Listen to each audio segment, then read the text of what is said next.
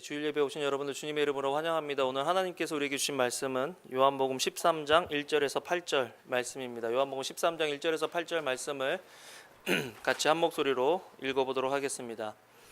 6월절 전에 예수께서 자기가 세상을 떠나 아버지께로 돌아가실 때가 이른 줄 아시고 세상에 있는 자기 사람들을 사랑하시되 끝까지 사랑하시니라. 마귀가 벌써 시몬의 아들 가룟 유다의 마음에 예수를 팔려는 생각을 넣었더라. 저녁 먹는 중 예수는 아버지께서 모든 것을 자기 손에 맡기신 것과 또 자기가 하나님께로부터 오셨다가 하나님께로 돌아가실 것을 아시고 저녁 잡수시던 자리에서 일어나 겉옷을 벗고 수건을 가져다가 허리에 두르시고 이에 대야에 물을 떠서 제자들의 발을 씻으시고 그 두르신 수건으로 닦기를 시작하여 시몬 베드로에게 이르시니 베드로가 이르되 주여 주께서 내 발을 씻으시나이까. 예수께서 대답하여 이르시되 내가 하는 것을 내가 지금은 알지 못하나 이후에는 알리라. 베드로가 이르되 내 발을 절대로 씻지 못하시리이다. 예수께서 대답하시되 내가 너를 씻어주지 아니하면 내가 나와 상관이 없느니라. 한 번 더 기도하시겠습니다. 하나님 감사합니다. 주님을 사랑합니다. 오늘 예배 가운데 함께 하시고 주님께서 우리에게 내가 너를 끝까지 사랑하겠다 하는 주님의 그 음성이 말씀을 통해서 기도하다가 찬양하면서 들려오는 귀한 시간 되도록 주님 우리 속에서 역사하여 주시옵소서. 성령님 우리 속에서 역사하여 주시옵소서. 예수님 이름으로 기도합니다. 아멘. 잘 지내셨죠? 날씨가 좀 흐리긴 한데 여러분들 그래도 오늘 이렇게 와서 하나님 때문에 기뻤으면 좋겠습니다. 옆에 분들 보시면서 우리 하나님 때문에 기뻐합시다. 같이 인사하시겠습니다. 하나님 때문에. 예. 저는 여러분들을 보니까 기쁩니다. 여러분들을 보니까 얼마나 기쁜지 모르겠습니다. 오늘 말씀은 예수님의 사랑은 끝까지 사랑하시는 사랑이다. 예수님은 사랑을 하시되 끝까지 사랑하신다. 우리가 예수님을 믿고 따르다가 가장 두려워하는 것들이 언제일까요? 우리가 실족하고 넘어지고 죄질 때 이제 나는 끝난 거 아닌가, 하나님께서 이제 나를 버리시는 것은 아닌가 하는 그런 두려움이 신앙생활을 하다 보면 있지 않아요? 그런데 오늘 말씀을 통해서 어떻게 하나님께서 우리를, 예수님께서 우리를 끝까지 사랑하시는지 그 사랑을 보면 좋겠습니다. 끝까지 사랑하는 것이 진짜입니다. 사랑이 아름다운 만큼 그 사랑이 두려운 것은 그 사랑이 주는 상처가 있기 때문입니다. 사랑이 주는 생명력도 크지만 사실은 그 사랑 때문에 상처받고 파괴되는 그 파괴력도 굉장히 크죠. 우리가 사랑을 하면서도 불안한 이유는 온전하지 않는 사람들, 영원할 수 없는 사람들이 서로 사랑한다고 살아가기 때문이 아닐까 그렇게 생각합니다. 사랑으로 시작했다가 비극으로 끝나는 일들이 너무 많죠. 여러분들 제가 대학교 때 전공이 뭔지 아십니까? 영어 영문학과입니다. 이래봐도. 예. 근데 영어 영문학과를 하면서 다른 거는 다 하원자매가 너무 크게 비웃었는데 하여튼 예. 제가 그 영어 영문학과 하면서 생각나는 거 잘 없고 햄릿에 대해서 좀 생각이 나요. 햄릿. 햄릿의 4대 비극 하면 셰익스피어의 4대 비극이죠. 이거 또 영문과 괜히 얘기했다. 그죠? 안 하고 얘기했었는데 셰익스피어가 쓴 4대 비극에 보면 햄릿, 오셀로, 리어왕, 또 맥베스? 그렇죠. 맥베스라는 그런 4가지 작품이 있습니다. 그런데 셰익스피어는 참 우리 인간의 마음의 깊은 그 두려움을 잘 꺼내냈어요. 갈등 잘 꺼내냈습니다. 특별히 인간관계 속에서 사랑이라는 관계 속에서 우리가 빚을 수 있는 수많은 오해와 그 오해로 인하여 일어나는 비극에 대해서 너무나 잘 표현하고 있습니다. 햄릿은 부모와 자식 간의 사랑, 또 부부 간의 사랑에서 금이 가고 또 거기에서 나오는 엄마와 아들 간의 오해, 또 그 아들과 연인 사이의 비극, 사랑하면서도 해피엔딩으로 끝나는 일들이 잘 안 일어나요. 오셀로는 처음에 시작은 신분을 뛰어넘는 아름다운 사랑으로 시작했지만 거기에 질투가 들어가고 오해가 들어갔을 때 남자가 사랑하는 여자를 자기 손으로 죽이는, 오해에서 비롯된 그런 일로 인해서 사랑하는 여자를 죽이는 그런 비극으로 끝납니다. 리어 왕이라는 그 소설은 비극은 늙은 왕이 이제 은퇴라 그래야 되나요? 이제 내려오기 전에, 왕좌에서 내려오기 전에 자기 재산을 물려주려고, 사실은 막내딸을 제일 사랑했습니다. 그래서 네가 얼마큼 아버지를 사랑하냐? 근데 첫째 딸, 둘째 딸은 입에 발린 소리로 아버지 사랑합니다라고 얘기했는데 셋째 딸은 마음의 진심으로 그런 미사 여구를 안 붙이고 그냥 담담하게 아버지 사랑하는 것처럼 지금 그냥 사랑합니다라고 얘기했습니다. 어떻게 보면 그것이 진실인데 진실이 포장되지 않으니까 너무 하찮게 보이는 거예요. 그래서 아버지가 화가 나서 딸은 쫓아보내고 아버지를 정말 사랑하지 않는 두 딸에게 재산을 나눠줍니다. 왕국을 반으로 나눠서 줍니다. 그런데 믿었던 두 딸은, 첫째 딸과 둘째 딸은 아버지를 배신하고 아버지를 돕지 않죠. 쫓겨난 막내딸은 프랑스로 가서 어떻게 왕자랑 결혼한 다음에 왕비가 됩니다. 근데 나중에 쫓겨난 아버지 소식을 듣고 막내딸이 아버지 위에서 싸우다가 위에 첫째 딸, 둘째 딸한테 죽임을 당하는 가족 간의 그런 참극이 일어나게 되는 거죠. 사실 이게 소설의 이야기면 괜찮겠는데 셰익스피어의 이 작품들이 우리 속에 이렇게 와닿고 기억에 남는 이유는 이것이 우리의 삶 속에서도 충분히 나타날 수 있고 또 내 이야기가 될 수 있기 때문에 그렇습니다. 사랑으로 시작했다가 비극으로 끝나는 일들이 너무 많습니다. 그런데 오늘 말씀을 보면 예수님께서는 사랑하기 위해서 이 땅에 오셨는데 사랑하러 오셨다가 끝에 비극으로 끝나는 것이 아니라 사랑으로 시작하셔서 끝까지 사랑하셨다라는 그런 메시지를 우리에게 전해주고 있는 거죠. 인간이 쓰는 비극은 너무 비극적이지만 성경에서 말씀하고 있는 사랑은 해피엔딩으로 끝날 수 있다는 것입니다. 그렇다면 어떻게 하나님이 우리를 사랑하시는지를 오늘 말씀을 통해 보면 좋겠어요. 성경은 끊임없이 하나님이 사랑이시다라는 말을 계속해서 우리에게 메시지로 전달하고 있습니다. 요한일서 4장 16절을 같이 한번 읽어보도록 하겠습니다. 시작. 하나님이 우리를 사랑하시는 사랑을 우리가 알고 믿었노니 하나님은 사랑이시라. 사랑 안에 거하는 자는 하나님 안에 거하고 하나님도 그의 안에 거하시느니라. 하나님이 우리를 사랑하시는 그 사랑을 우리가 어떻게 한다고요? 안다라고 했습니다.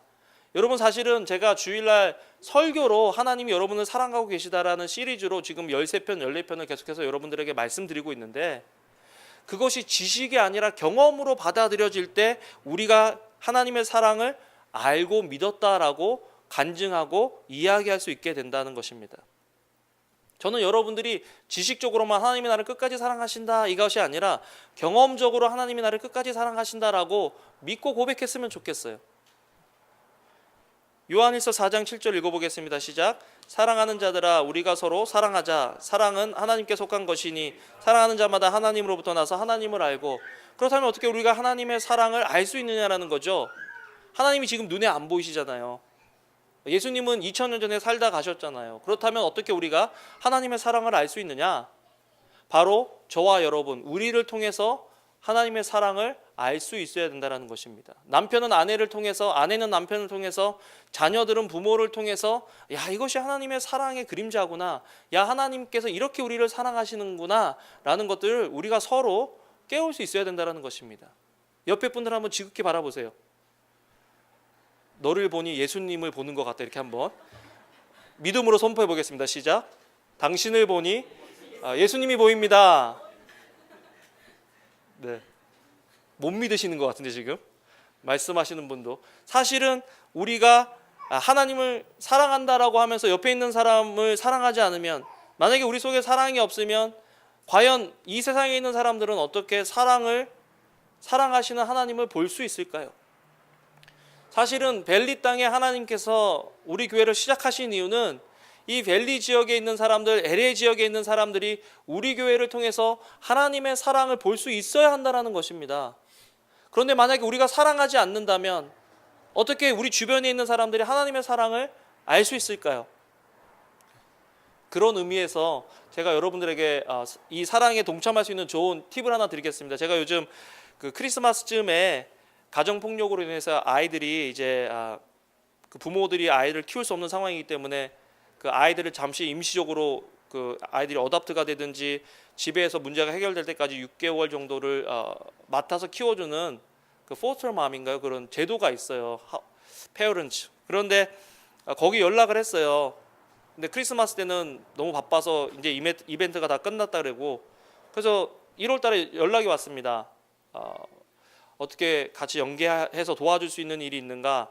그랬더니 거기서 백팩을, 아이들이 학교 가다 보면 이 백팩이 필요한데 엄마 아빠들이 이제 아이들을 돌볼 수 없기 때문에 이 백팩을 준비하는 게 힘들대요. 그래서 이 백팩이 뭔지 아시죠, 여러분? 학교 가는 가방에 아이들이 필요한 물건들을 리스트가 있어요. 그거를 타겟이나 어디 가서 월마트나 사서 넣어줘서 그 가방을 만들어주면 아이들이 그 가방을 가지고 학교에 간다라는 것입니다. 그래서 한 사람당 한 50불씩, 한 가방당 한 50불씩 든대요. 그래서 저는 한 가정당 한 가방씩 좀 만들어주면 어떨까? 이거는 뭐 제가 뭐 강압적으로 여러분들에게 말씀드리는 것이 아니라 여러분 마음속에 그런 하고 싶은 마음이 있으면 저에게 알려주세요. 그래서 저희가 몇 개를 할 수 있는지를 그분에게 알려드리기로 했습니다. 그리고 그 아이들을 그 6개월 동안 맞는 부모들이 어떨 땐 너무 힘들잖아요. 자기 자식 키우는 것도 힘든데 이 아이들이 얼마나 불안하고 힘들면 그렇게 남의 집에 가 있겠어요. 그러면 그 아이들을 케어하는데 에너지가 굉장히 많이 소모되거든요. 그래서 그 아이들이 다른 집에 하루 이틀 일주일 있을 수 있도록 그렇게 아이들을 받아주는 그런 프로그램도 있다 그러더라고요.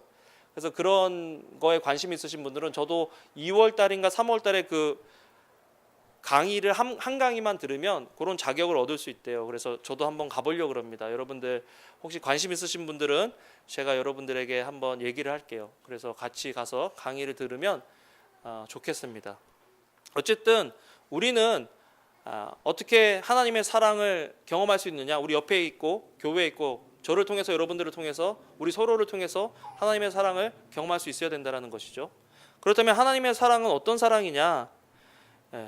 어떻게 하면 끝까지 사랑할 수 있느냐? 예수님을 보면서 알 수 있는데요. 첫 번째는 사명을 아는 사람이 사랑이 끝까지 사랑한다. 한번 같이 읽어보겠습니다. 시작. 사명을 아는 사랑이 끝까지 사랑한다. 불같은 사랑 많습니다. 그런데 불같은 사랑은 너무 일시적이고 한번 확 타올랐다가 순간적으로 재로 변해서 무슨 흔적이 있는지를 모를 때가 많아요. 불같은 사랑보다 더 중요한 것은 끝까지 사랑하는 것, 끈질기게 사랑하는 것이 필요한데 어떻게 하면 끝까지 사랑하느냐? 사명을 알 때 끝까지 사랑할 수 있다는 것입니다. 우리의 사명은 어떤 사명이 됐든 그 사명은 사랑과 릴레이션이 돼 있어야 돼요. 사랑과 관계가 돼 있어야 됩니다. 고린도전서 13장에 우리가 천사의 방언을 하고 뭐 산을 옮기는 믿음이 있고 별의별 사역을 다 해도 사랑이 없으면 어떻게 된다고요? 울리는 꽹과리 같다 그랬습니다. 아무리 위대한 일을 하고 아무리 위대한 사역을 해도 사명이 있어도 그것이 사랑과 연관이 되어 있지 않으면 사람들이 보기에 하나님이 보기에 그것은 울리는 꽹과리 같다라고 그랬습니다. 어떻게 우리가 하고 있는 사역, 사명을 통해서 울리는 꽹과리가 아니라 하나님께서 기뻐 받으시는 그런 향기가 될 수 있을까? 우리의 사명이 사랑과 릴레이트, 관계가 되어 있다는 것을 알아야 돼요. 예수님이 그렇게 하셨죠. 요한복음 13장 1절 같이 한번 읽어보겠습니다. 시작. 유월절 전에 예수께서 자기가 세상을 떠나 아버지께로 돌아가실 때가 이른 줄 아시고 세상에 있는 자기 사람들을 사랑하시되 끝까지 사랑하시니라. 영어로 지난주에 제가 영어로 해서 이걸 한번 들어봤어요. 못 듣겠더구만요. 누가 이거 할 때 대신 영어로 이렇게 그거를 이렇게 집어넣어주면 참 좋겠는데 하여튼 그날이 올 때까지 저는 꿋꿋하게 영어로 한번 읽어보겠습니다. 다 같이 영어로 한번 읽어볼까요? 시작. It was just before the Passover feast. Jesus knew that the time had come for him to leave his world and go to the Father. Having loved his own who were in the world, he now showed them the full extent of his love. Full extent of his love. 그 사랑의 끝을 보여주셨다라는 것입니다. 예수님께서 돌아가시기 전에 아버지께로 가셔야 될 걸 아셨는데 이제 뭔가 위대한 사명이 있고 내가 이루어야 될 일이 있으면 업무 중심적인 사람들은 내 주변에 있는 사람들을 놓칠 때가 참 많아요. 내 주변에 있는 사람들을 희생시킬 때가 참 많아요. 내 주변에 있는 사람들을 무시할 때가 참 많아요. 그런데 예수님께서는 그 위대한 사명을 앞에 두고도 예수님 주변에 있는 자기 사람들을 사랑하시되 끝까지 사랑하셨다라고 이야기하고 있습니다. 우리 자식 사랑을 보면 끝까지 사랑하시는 것 같아요. 우리 성철 형제 어머님 오셨는데 아버님도 오셨어요? 못 오셨죠. 네. 어머님이 이제 오셨는데 사랑은요 애프터 서비스예요. 애프터 서비스. 다 키워놨다고 끝나는 게 아니라 이제 손주도 봐주시러 어머님이 오신 거예요. 애프터 서비스. 야 끝까지 사랑하시는 거예요. 얼마나 큰 사랑인지 내가 부모님들 사랑을 보면 알 수 있겠는데 사명이 있으시기 때문이에요. 사랑하시기 때문에 이렇게 오실 수 있다라는 거죠. 여러분, 우리가 사랑으로 시작했는데 비극으로 끝나지 않고 해피엔딩으로 끝나기 위해서 어떻게 해야 되느냐? 우리의 사명을 알아야 한다는 것입니다. 예수님은 십자가 지시기 위해서 이 땅에 오셨죠. 예수님의 사명이라고 할 수 있겠습니다. 그렇지만 예수님의 사명은 거기에만 끝나는 것이 아니에요. 예수님의 사명은 십자가 지시는 것이 아니라 예수님의 사명은 십자가를 지시고 아버지께로 돌아가시는 것이 예수님의 사명이었다는 것입니다. 십자가만 생각하면 우리의 마음이 굳어질 수 있어요. 십자가만 생각하면 우리의 마음이 섭섭해질 수 있어요. 십자가만 생각하면 우리의 마음이 무미건조해질 수 있어요. 그렇지만 십자가 지고 하나님께로 돌아가는 것, 그것이 우리의 사명이다. 사랑하는 것, 그것이 우리의 사명이다라는 것을 알면 우리가 힘들고 남들이 알아주지 않아도 우리는 끝까지 사랑할 수 있다라는 것입니다. 요한복음 13장 1절 한번 다시 보면, 유월절 전에 예수께서 자기가 세상을 떠나, 아니면 유월절 전에 예수께서 십자가 지고 예수님께서 십자가 지실 때가 이른 줄 알고 이렇게 얘기하지 않고 세상을 떠나 아버지께로 돌아가실 때가 이른 줄 알았다. 예수님의 사명은 십자가라는 위대한 사명이 있었지만 거기서 끝나는 사명이 아니고 사랑하는 아버지께로 돌아갈, 그것이 예수님의 사명의 완수였다는 걸 아셨어요. 여러분, 십자가만 생각하면 우리가 너무 딱딱해지고요, 너무 심각해집니다. 저는 우리 교인들이 너무 심각하지 않았으면 좋겠어요. 좀 이렇게 뭐라 그래야 되나, 이렇게 좀 웃어보세요. 좀 이렇게 너무 심각하게 좀 웃어보세요. 좀 이렇게 해 하고 웃어보세요. 저는 그게 진짜라고 생각해요. 예수님께서 12제자를 데리고 다니셨는데 12제자들 눈에서 막 광선이 나갔을 것 같이 생각되세요? 아니면 막 유쾌했을 것 같아요? 난 유쾌했다고 생각해요. 예수님 앞에서 막 긴장하고 떨었을까요? 아니에요. 평안했을 것 같아요. 그런데 그것이 오래 가잖아요.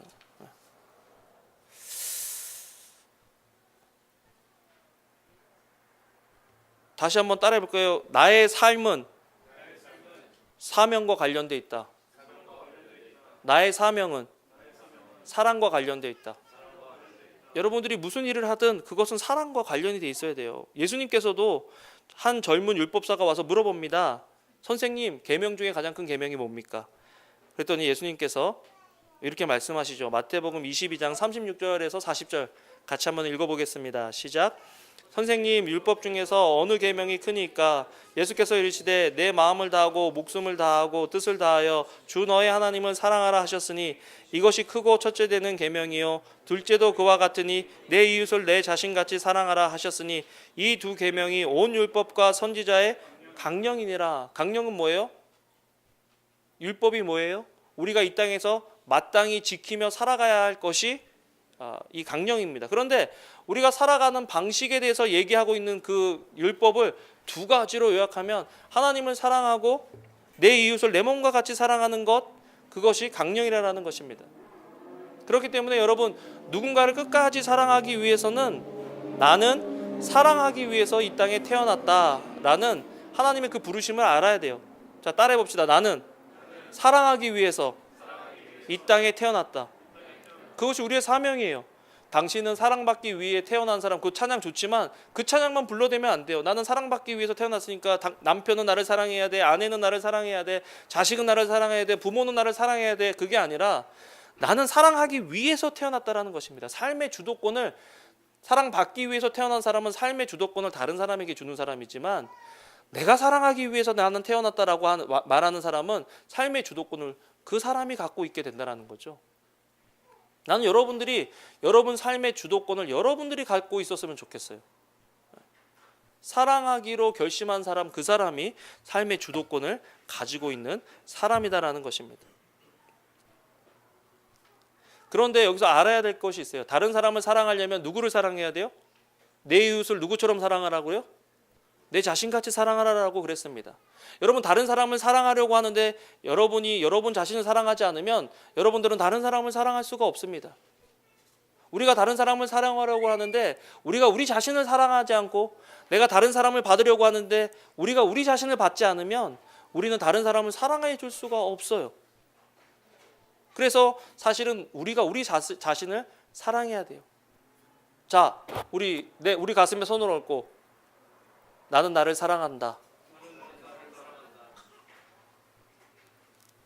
여러분이 그게 믿겨져요? 좀 부드럽게 얘기해 보세요. I love you 뭐 이렇게 한다든지 닭살 돋게 한다든지 난 너를 사랑해. 예. 여러분 내 이웃을 네 자신같이 사랑하라고 그랬는데 우리가 우리를 사랑하지 않으면 어떻게 우리가 다른 사람을 사랑할 수 있어요? 그거 다 거짓말인 거예요. 그래서 번아웃이 되는 거예요. 그래서 우리가 무너지는 거예요. 그래서 우리가 사랑하다가 상처받는다 그러는 거예요. 왜? 내가 내 자신을 사랑하지 않기 때문에. 여러분 저는 힘들고 어려운 일이 생길 때 처음에는 환경 생각하고 나를 힘들게 만들었던 사람 생각하다가 나중에는 내 자신 때문에 힘들더라고요. 이런 상황으로 만든 나, 이런 상황에서 이거를 극복하지 못하는 나, 이런 상황 때문에 힘들어하는 나, 내 자신이 힘들더라고요. 여러분 그렇지 않습니까? 그렇다면 어떻게 이 상황을 변화시킬 수 있습니까? 어떻게 나를 힘들게 하는 이 상황으로부터 내가 벗어날 수 있습니까? 상황이 바뀌어야 되는 것이 아니라 우리가 바뀌어야 된다는 거예요. 내 자신이 바뀌어야 주변에 있는 상황이 바뀌지, 내 자신이 바뀌지 않으면서 상황을 바꾸려고 그러면 절대 바뀌지 않습니다. 내 자신이 바뀌어야 돼요. 그 출발점은 어디서부터 시작하느냐? 나 자신을 사랑하는 사람이 나를 바꿀 수 있습니다. 그래서 여러분들을 사랑해야 돼요. 두 번째로 어떤 사람이 끝까지 사랑할 수 있느냐? 어떤 사랑이 끝까지 사랑할 수 있는 사랑이냐? 사람을 아는 사랑이 끝까지 사랑할 수 있습니다. 야, 어떻게 저런 사람을 사랑할 수 있을까?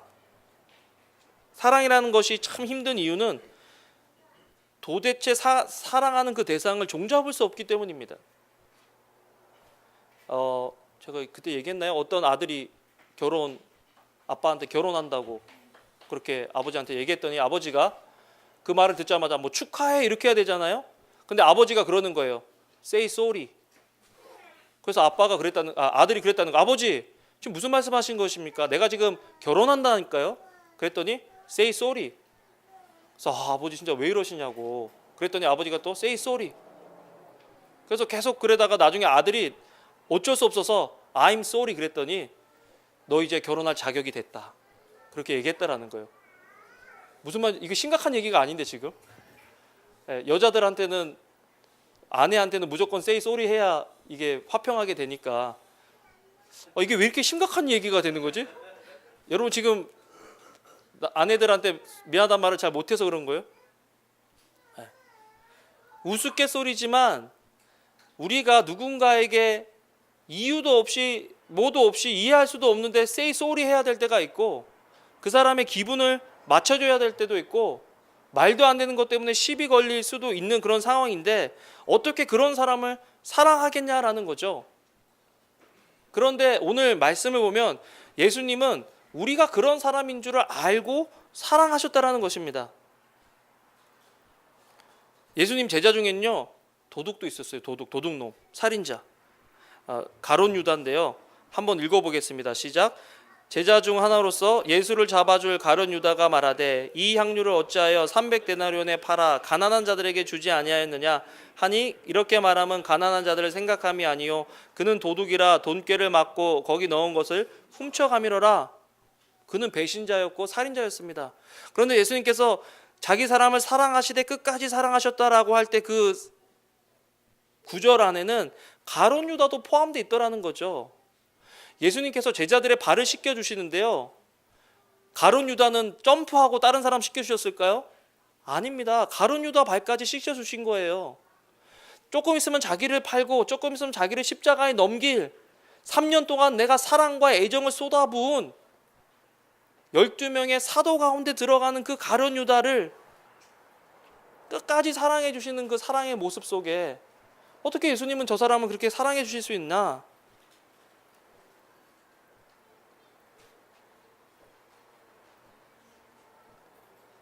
예수님이 그 사람을 보고 너무 안타까우셔서 이렇게 얘기하십니다. 마태복음 26장 24절 읽겠습니다. 시작.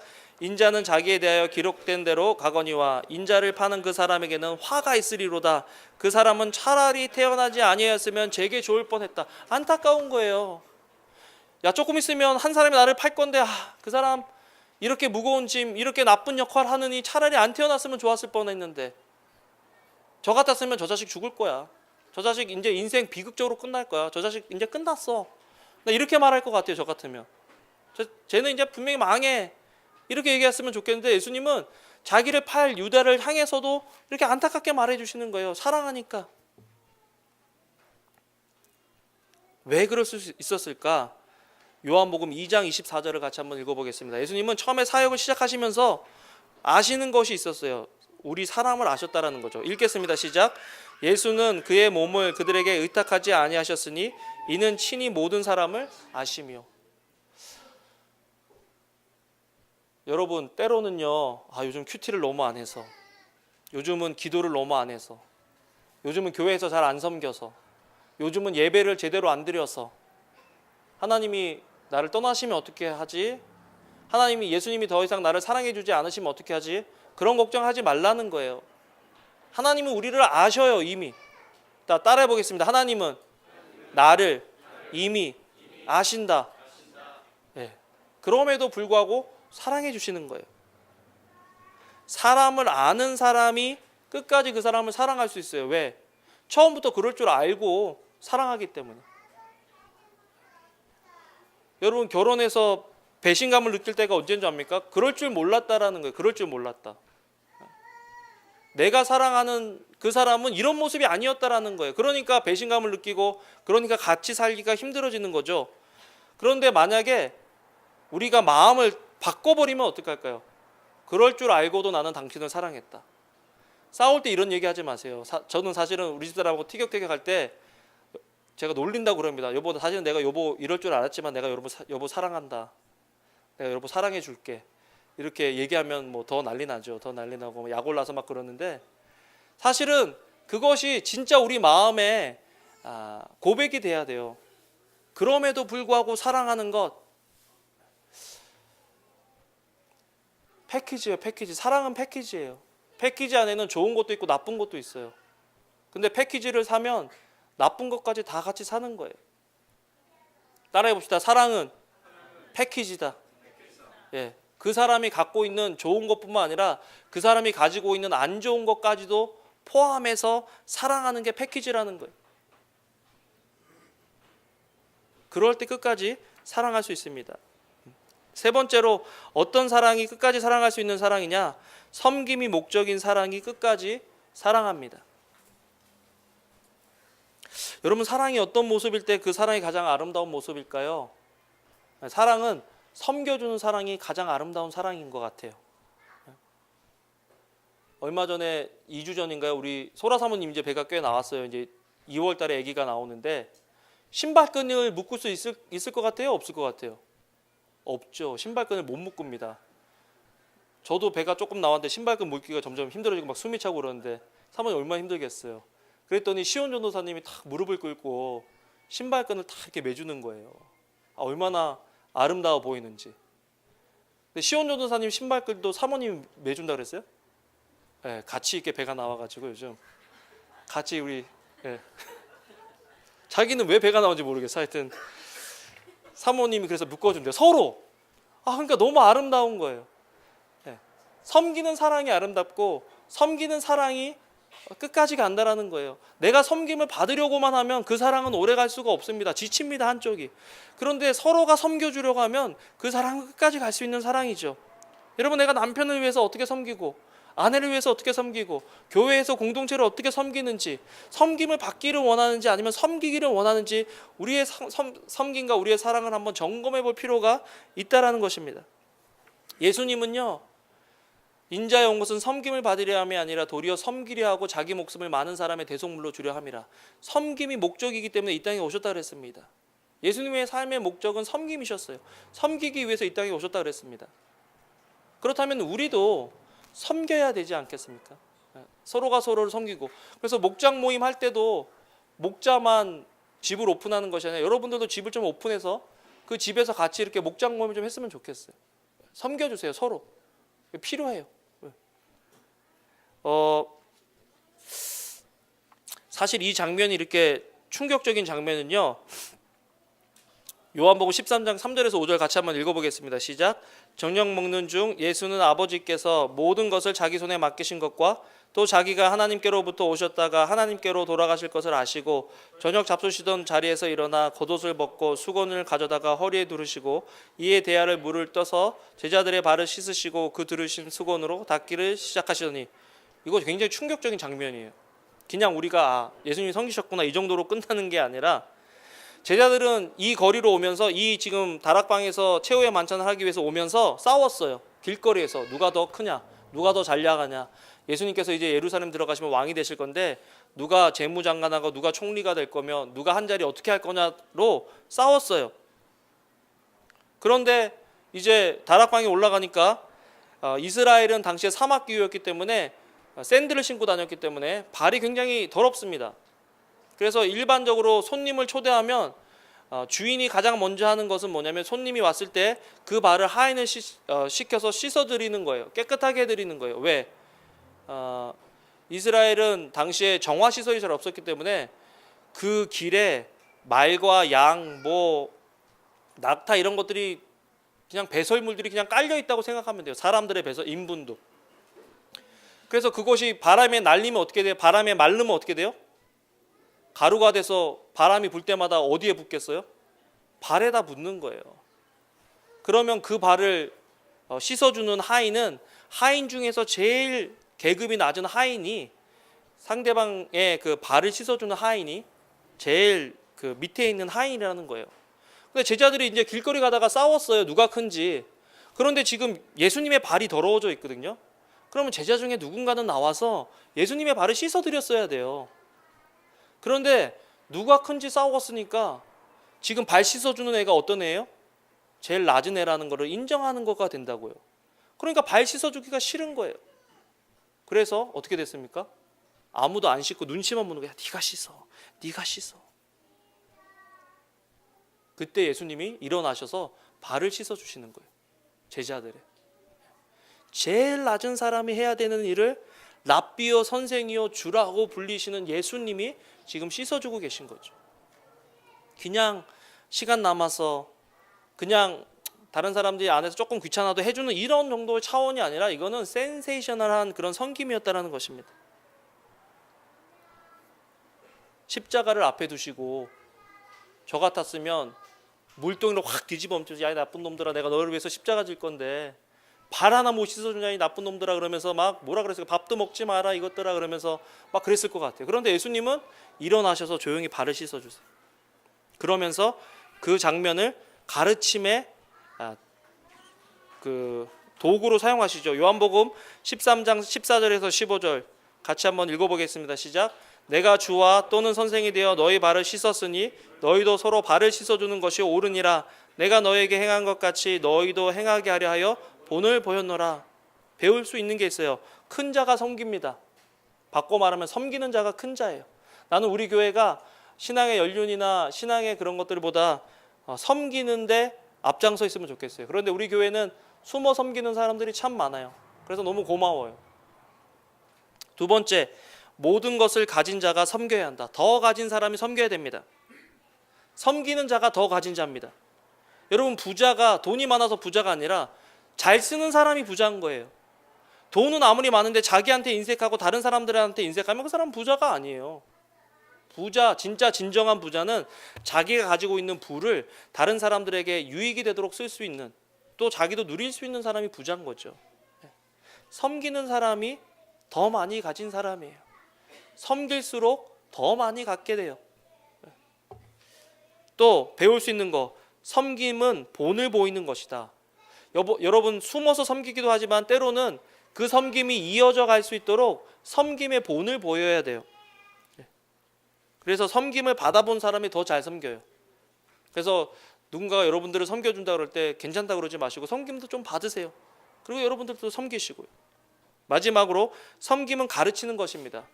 자연적으로 되지 않아요. 그러니까 예수님께서 이것이 굉장히 중요하니까 이제 마지막 남은 며칠 안 되는 그 상황 속에서 제자들에게 충격을 줘가면서까지 제자들을 발을 씻으시고 가르치시는 거예요. 내가 주와 또는 선생이 되어 너의 발을 씻었듯이 너희도 서로의 발을 씻기는 것이 마땅하다. 이건 해야 되는 일이다. 옵션이 아니고 이거는 선택이 아니고 당신들의 의무다라고 명령하고 계신 것입니다. 자, 옆에 분들 보시면서 내가 당신을 섬겨드리겠습니다. 네. 자, 그러면 물어볼까요? 섬겨준다 그랬으니까 옆에 분한테 뭐 필요하십니까? 이렇게 물어보세요. 여러분, 섬김 중에 어떤 섬김이 있냐면요, 상대방이 섬겨줄 수 있는 걸 요구하는 것도 섬김이에요. 그렇잖아요. 상대방이, 여러분 사실 저는 오늘 말씀을 준비하면서 어떤 생각을 했냐면 저 끝까지 사랑하고 싶어요. 근데 사랑이 없는 것이 문제가 아니라 사랑을 실천할 수 있는 능력이 없는 게 문제더라고요. 그렇지 않습니까? 내 남편이, 내 아내가 나를 사랑한다라고 얘기했을 때 그것이 거짓말이 아니에요. 그건 진짜 진심이었어요. 베드로가요, 나는 다른 사람들은 다 예수님을 부인해도 나는 예수님을 부인하지 않겠습니다 라고 할 때 그 사랑의 고백은요, 진정이었어요. 그런데 문제는 우리의 진정이 너무 약하더라는 거죠. 나는 진심이고 나는 진정인데 그 진심을 실행할 수 있는 능력이 없는 게 문제인 거예요. 남편이 아내를 사랑하고 싶은데 왜 그게 안 됩니까? 능력이 없어서 그래요. 아내가 남편을 사랑하고 싶은데 왜 그게 안 돼요? 능력이 안 되기 때문에 그런 거예요. 능력의 문제인 거죠.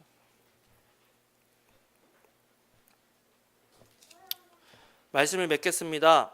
예수님의 십자가 사랑은 영원하다. 여러분, 예수님은 우리를 끝까지 사랑하십니다. 우리는 능력이 없고 우리는 예수님을 끝까지 사랑하지 못해도 예수님은 우리를 끝까지 사랑해 주실 수 있는 분이죠. 히브리서 7장 24, 25절 읽겠습니다. 시작. 예수는 영원히 계심으로 그 제사장 직분도 갈리지 아니하느니라. 그러므로 자기를 힘입어 하나님께 나아간 자들을 온전히 구원하실 수 있으니 이는 그가 항상 살아 계셔서 그들을 위하여 친히 간구하십니다. 예수님은 영원히 계신다라는 거죠. 십자가에서 예수님께서 흘리신 보혈은 2000년 전에 끝난 것이 아니라 그 효력이 지금까지 지속되고 있는 거예요. 예수님이 우리를 사랑하신다고 하셨을 때는 예수님이 영원하시기 때문에 그 사랑이 영원할 수 있는 거예요. 따라해 봅시다. 예수님의 사랑은 영원한 사랑이다. 저는 여러분들이 그 예수님의 사랑을 경험했으면 좋겠어요. 그냥 지식적으로 아는 것이 아니라 예수님의 사랑을 경험하시는 여러분들의 삶이 되시기를 주님의 이름으로 축원합니다. 아멘. 적용 질문을 했어요. 여러분들에게 하나님께서 우리를 끝까지 사랑하신다는 말씀이 오늘 말씀을 들은 여러분들에게 어떤 의미가 있습니까? 우리가 다른 사람들을 사랑한다고 할 때 예수님의 사랑을 통해서 배울 수 있는 사랑은 어떤 것이 있습니까? 우리 주변에 예수님의 사랑으로 사랑해 줘야 할 대상은 누구입니까? 어떻게 사랑하시겠습니까? 여러분들 오늘 여러분들 적용을 좀 해주시면 좋겠습니다.